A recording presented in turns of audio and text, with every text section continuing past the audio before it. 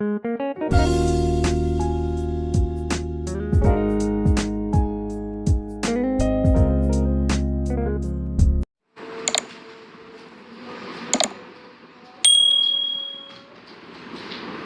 वालेकुम जी। आज हम चैप्टर नंबर 5 क्लास 9 मैथमेटिक्स का आगाज़ करने जा रहे हैं।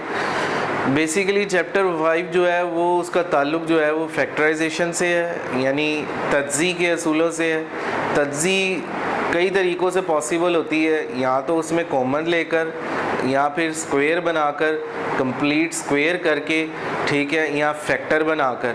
तो इन तमाम प्रोसेस का जिक्र इस चैप्टर में किया जाएगा। आज हम 5.1 पर जिक्र करने जा रहे हैं। कुछ क्वेश्चन मैंने आपके पास जनरली सामने रखे हैं जो आपकी 5.1 का फर्स्ट पोर्शन का हिस्सा है। अगर आप देखें तो इसमें फैक्टराइजेशन में ये है कि ये इन सवालों में ये पहले 5.1 का जो पहला पोर्शन है जिसमें 6 पार्ट हैं, वो लॉजिकली जो है वो फैक्टराइजेशन यानी कॉमन लेने के असूलों से सॉल्व होगा। अगर हम देखें पहले सवाल की तरफ तो 2abc minus 4abx plus 2abd। अगर आप देखें तो ये 2 तीनों तरफ यानी 2 के टेबल में ये तीनों वैल्यूज़ आती हैं। तो सबसे पहले हम देखें तो इस पूरी स्टेटमेंट में 2 कॉमन आता है। उसके बाद अब देखें a आया क्या, a जो अगली जो है आपके पास वैल्यू है वेरिएबल, क्या ये तीनों में मौजूद है? जी बिल्कुल मौजूद है, तो आप a कॉमन लिख लें। उसके बाद आप b पर आएँ, क्या b तीनों में मौजूद है? तो आप b लिख दें क्योंकि ये b भी तीनों तरफ पाया जा रहा है। उसके बाद आप c पे देखें, क्या ये c तीनों तरफ है? नहीं है, तो फिर ये कॉमन नहीं हो सकता। तो इसका मतलब 2a और b ऐसे फिगर्स थे जो इस स्टेटमेंट में तीनों के पास थे। जो वैल्यूज़ इन सब के पास होगी वही कॉमन कंसिडर होगी और उसे ब्रैकेट के इस तरह बाहर लिखा जाएगा। अब 2ab तो बाहर पड़ा हुआ है, जो चीज़ बाहर पड़ी है वो अंदर नहीं लिखी जाएगी ताकि उसको उससे मल्टीप्लाई किया जाए तो वो ऊपर वाली चीज़ पॉसिबल हो। c लिख देंगे, तो अगर हम 2ab को c से मल्टीप्लाई करेंगे तो यही चीज़ वापस आएगी। कॉमन का असूल ही होता है। माइनस की अलामत वैसे की वैसी आएगी। अब 2 के टेबल में 4 2 पर आता है, 2 आ जाएगा अंदर। 2 को 2 से मल्टीप्लाई करें 4 आएगा। a नहीं लिख सकते क्योंकि a बाहर लिखा हुआ है, b भी नहीं लिख सकते, x लिखेंगे क्योंकि x बाहर मौजूद नहीं है। प्लस की अलामत वैसे की वैसी आ गई। अब ये देखेंगे 2 बाहर पड़ा हुआ है तो इधर नहीं लिखा जा सकता, a पड़ा हुआ है, b पड़ा हुआ है, नहीं लिखा जाता। जो नई वैल्यू पड़ी हुई जो नॉट कॉमन है वो ऐसे ही लिख दी जाएंगी और ये आंसर कंसिडर होगा। इसी तरह अब अगले सवाल पर आते हैं। 9, 12 और 18 3 के टेबल में आते हैं, तो इसका मतलब सबसे पहले आप देखें तो 3 कॉमन आएगा। उसके बाद आप देखें कि x, क्या x इन तीनों के पास है? इसके पास तो है पहली वैल्यू के पास, दूसरी के पास भी है, लेकिन तीसरी के पास अवेलेबल नहीं है, so that's why x common नहीं है। अब y की बात करते हैं तो y तीनों के पास है तो y कॉमन आ, 3y कॉमन आ गया। 3 के टेबल में 9 3 पे आता है और x चूँकि बाहर नहीं लिखा हुआ वो अंदर ज़रूर लिखा जाएगा। इन दोनों को अगर आप मल्टीप्लाई करें 3 3 9xy, यानी यही वाली चीज़ पॉसिबल हो।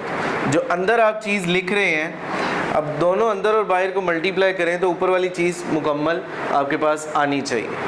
अब माइनस की अलामत वैसे की वैसी। 3 के टेबल में 12 4 पर आता है, 4 और साथ में x स्क्वायर वैसे का वैसे क्योंकि x स्क्वायर बाहर नहीं पड़ा हुआ, y पड़ा हुआ है तो आप y नहीं लिखेंगे। प्लस की अलामत वैसे की वैसी। 3 के टेबल में 18 6 पर आता है तो आप अंदर 6 लिखेंगे ताकि 6 और 3 को मल्टीप्लाई करें तो 18 की कंपैटिबिलिटी पूरी हो जाए। अब y स्क्वायर है, एक y तो बाहर लिखा हुआ है और एक y आप अंदर लिख देंगे। ये आंसर है। अब अगली वैल्यू की तरफ आए, अगले क्वेश्चन की तरफ। इसमें -3, क्योंकि 3 3 और 9 एक ही टेबल में आते हैं तो -3 कॉमन आ गया। अंदर आप देखें कि x और x इन तीनों के पास है इसलिए ये भी कॉमन आ गया। y इन तीनों के पास नहीं है तो ये कॉमन नहीं बनेगा। तो 3 के टेबल में 3 3 पे आता है तो इधर 1 नहीं लिखेंगे। x स्क्वायर है तो यहाँ x लिखा जाएगा। ये y है तो यहाँ y लिखा जाएगा क्योंकि बाहर y मौजूद नहीं है, सो दैट्स वाई अंदर लिखा जाएगा। अब माइनस, ये माइनस इस माइनस को प्लस कर देगा और साथ में 3 1 3 नहीं लिखा जाएगा क्योंकि बाहर पड़ा हुआ है और x भी नहीं लिखा जाएगा, 1 आएगा इधर क्योंकि 1 को अगर 3x से मल्टीप्लाई करेंगे तो -3x पॉसिबल होगा। इसी तरह ये माइनस इस प्लस को माइनस कर देगा। 3 के टेबल में 9 3 पर आता है, x बाहर लिखा हुआ है और इधर दोनों के पास है, इसलिए यहाँ नहीं लिखेंगे। वाई स्क्वायर बाहर मौजूद नहीं है, सो दैट्स वाई आप इधर वाई स्क्वायर पुट कर देंगे, तो ये इसका आंसर बनेगा। तो अगले सवाल की तरफ चलते हैं, क्वेश्चन नंबर 4 में। अब देखें 5, 10 और 25 के टेबल में आते हैं। 5, 10 और 25 के टेबल में आते हैं, सो दैट्स वाई इसमें 5 कॉमन है। उसके बाद ए स्क्वायर और ए, यानी ए तीनों में मौजूद है, तो इसका मतलब ए कॉमन आ गया। उसके बाद बी पर आए तो बी इन तीनों के पास है, तो बी कॉमन आ गया। अब अगर आप सी की तरफ बात करते हैं तो सी की 3, सी और सी स्क्वायर, तो सी भी कॉमन आ गया। तो ए बी सी चूंकि तीनों के पास है, इसलिए हमने बाहर कॉमन में लिख दिया।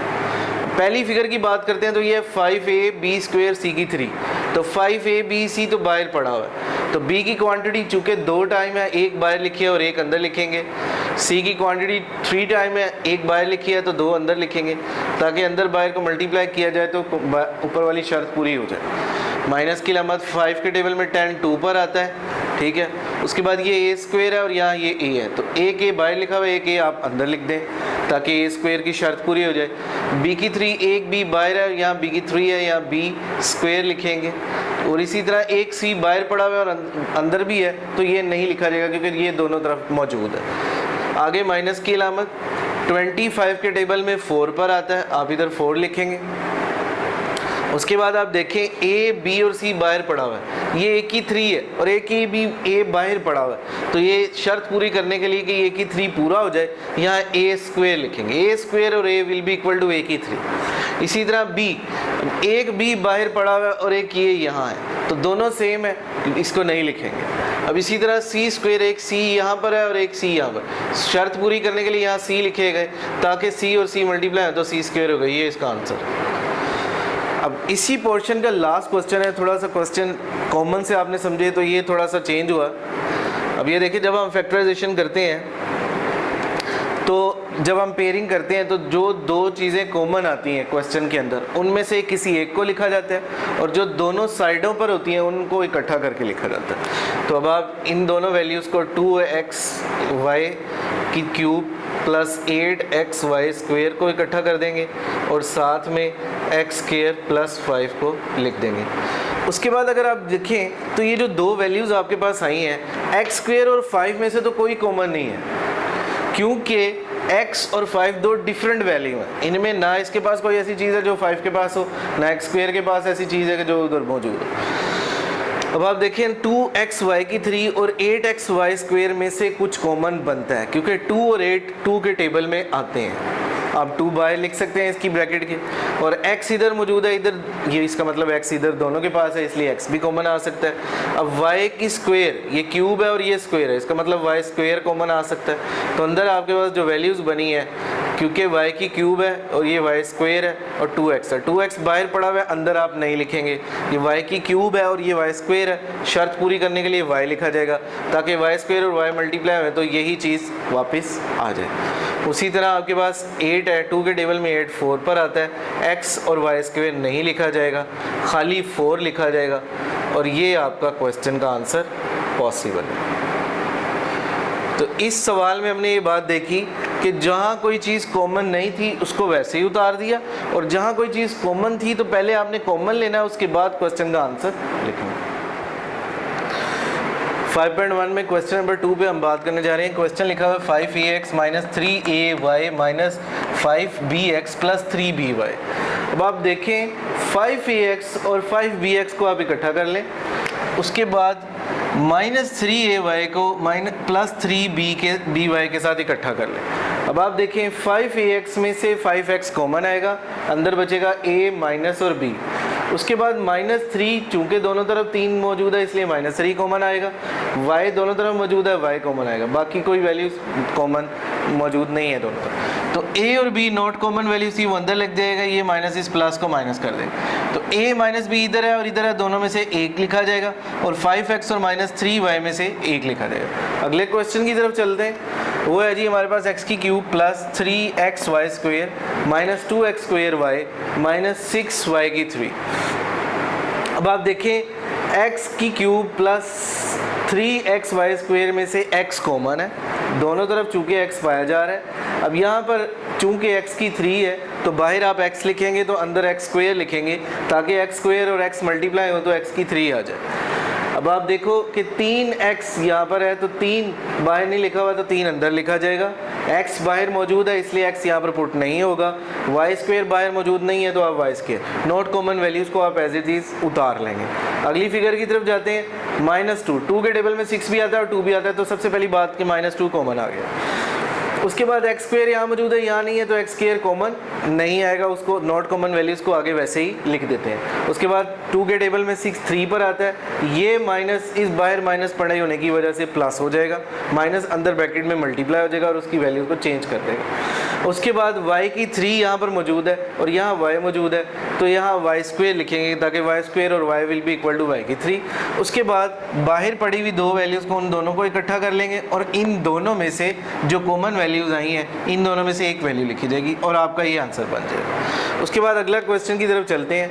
ये z इस ब्रैकेट से मल्टीप्लाई हो रहा है और ये x इस ब्रैकेट से मल्टीप्लाई। पहले आप z को इन दोनों से मल्टीप्लाई करेंगे तो zx स्क्वायर बनेगा और minus z y square z बनेगा और इसी तरह जब आप x को करेंगे मल्टीप्लाई तो x y स्क्वायर प्लस का और माइनस x z स्क्वायर बनेगा। अब आप देखें x वाली रकमे को इकट्ठा कर लेंगे, x स्क्वायर वाली रकम को और x z स्क्वायर वाली को आपने इकट्ठा कर लिया। उसके बाद y स्क्वायर और x y स्क्वायर वाली रकम को आपने इकट्ठा कर लिया। उसके बाद आप इन दोनों में कॉमन देखें तो x z इधर भी मौजूद है और x z इधर भी मौजूद है तो x z आपका कॉमन आ जाएगा। जैसे ही आप x z कॉमन लेंगे तो अंदर चूँकि यहाँ पर x स्क्वायर है तो एक x अंदर लिखना पड़ेगा और यहाँ z स्क्वायर है तो एक z आपने अंदर लिखना पड़ेगा और नेगेटिव की अलामत वैसे की वैसी है। ये बाहर माइनस पड़ा है, ये अंदर मौजूद सबसे पहले तो ब्रैकेट की अलामत प्लस को चेंज करेगा माइनस में और यहाँ पर चूँकि z पहले है और x बाद में है आपने इस शर्त को फॉलो करना है, x पहले लिखना है और z बाद में लिखना है ताकि जो कॉमन वैल्यूज़ जो दोनों तरफ सेम आती हैं वो एज इट इज़ आ जाए और उन दोनों में से एक लिखी जाए फैक्टराइजेशन के असूल के मुताबिक। और आप उसके बाद जो बाहर मौजूद वैल्यूज़ हैं उनको इकट्ठा कर दें और जो कॉमन वैल्यूज़ हैं उनमें से कोई एक लिख दें। तो x z के साथ माइनस वाई स्क्वायर को इकट्ठा कर दिया जाएगा और x माइनस z को कॉमन वैल्यूज़ में से एक कॉमन वैल्यू लिख दी जाएगी। ये आपका आंसर कंसिडर होगा। अब 5.1 में हम क्वेश्चन नंबर 3 पर बात करने जा रहे हैं। जैसा कि मैंने आपको लेक्चर के बिगिनिंग में बताया था कि फैक्टराइजेशन के कॉमन लेकर भी असूल होते हैं और स्क्वायर मुकम्मल करके, तो ये जो क्वेश्चन नंबर 3 है उसी को रिप्रेजेंट करता है। तो आप किसी चीज़ का स्क्वायर लेंगे तो कैसे होगा। अब आप देखिए 144 12 का स्क्वायर होता है। अगर 12 को 2 टाइम मल्टीप्लाई करें तो उसका स्क्वायर 144 होता है। तो आप सबसे पहली वैल्यू का स्क्वायर सोचें, a का स्क्वायर विल बी a, यानी पहली वैल्यू को a बनाएंगे, ये खुलेगा चूँकि तीनों तरफ प्लस है तो a प्लस b का होल स्क्वायर के फार्मूले के तहत ये वैल्यू खुलेगी, वो बराबर होता है a square plus b square plus 2ab। इसके लिहाज से आप ये वैल्यूज़ को जो क्वेश्चन लिखा हुआ है आपको स्क्वायर मुकम्मल करने के लिहाज से आप सॉर्ट आउट करेंगे। तो पहली वैल्यू को आप a कंसीडर कर लेंगे प्लस 2 फार्मूले का एज इट इज़ जो पहली वैल्यू लिखी हुई है वही आगे आ जाएगी, वो आएगी आपके पास 12a। उसी तरह अगर आप दोनों को मल्टीप्लाई करें 12 और 2 को मल्टीप्लाई करें तो 24a, ऊपर वाली शर्त पूरी हो गई। तो साथ ऐसी कौन सी रकम लिखी जाए जिससे मल्टीप्लाई करें तो फ़र्क ना पड़े, वो है जी 1। अब 1 b, ये a स्क्वायर प्लस 2ab, इसी b का आगे स्क्वायर बन जाएगा। अब आप देखें नोट करें तो 12a प्लस 1 का ये होल स्क्वायर है, पहली और आखिरी रकम के साथ होल स्क्वायर बनाकर लिख दें 12a प्लस 1 का होल स्क्वायर। तो इसका ये आंसर कंसिडर हो। इसी तरह इस पार्ट का आखिरी क्वेश्चन है जो डिफ़िकल्ट है। अगर आप देखें तो ये पहली वैल्यू को आप एज इट इज़ लिखें x प्लस वाई का होल स्क्वायर, इसको आपने एक्सपैंड नहीं करना। अब आप अगर देखें तो ये 14z है तो आप फार्मूले का 2 लगाएंगे क्योंकि ये जो सवाल सॉल्व होगा ये होगा a माइनस बी के होल स्क्वायर के लिहाज से। a माइनस बी का होल स्क्वायर जब एक्सपैंड करते हैं वो बराबर होता है a square plus b square minus 2ab। जब आप फार्मूला खोलेंगे तो जो पहली वैल्यू है उसको a कंसीडर करेंगे। जैसे हमने ऊपर वाले क्वेश्चन में जो पहली वैल्यू का स्क्वायर बनाया उसको a कंसीडर किया, फिर आगे plus 2ab plus b square, तो लास्ट में हमने होल स्क्वायर बना दिया। इसी तरह इस क्वेश्चन में भी ये पहली वैल्यू पूरी की पूरी a कंसीडर होगी, उसके बाद फार्मूले का -2, और जब आप 2 के साथ वो वैल्यू जो शुरू में लिखी होती है एज इट इज़ उतारते हैं x प्लस वाई। तो आप देखें यही x प्लस वाई ऊपर भी पड़ा हुआ है क्वेश्चन में, तो इधर हमने ये उतारी वैल्यू, तो ये दोनों चीज़ें सेम हो गई। अब 2 के साथ ऐसी कौन सी वैल्यू लिखी जाए कि ये 14z आ जाए, तो वो है जी 7z b कंसीडर होगी। तो फार्मूला हमारा आहिस्ता आहिस्ता पूरा हो गया, a स्क्वायर माइनस 2a और ये b और आगे b का यानी 7z का स्क्वायर। तो इसका मतलब ये है कि ये फार्मूला बनेगा हमारे पास x plus y minus 7z का होल स्क्वायर, यानी पहली और आखिरी रकम को दरमियान में वो वाली अलामत लगाई जाएगी जो 2 के साथ लगी है, तो आपका होल स्क्वायर मुकम्मल हो जाएगा।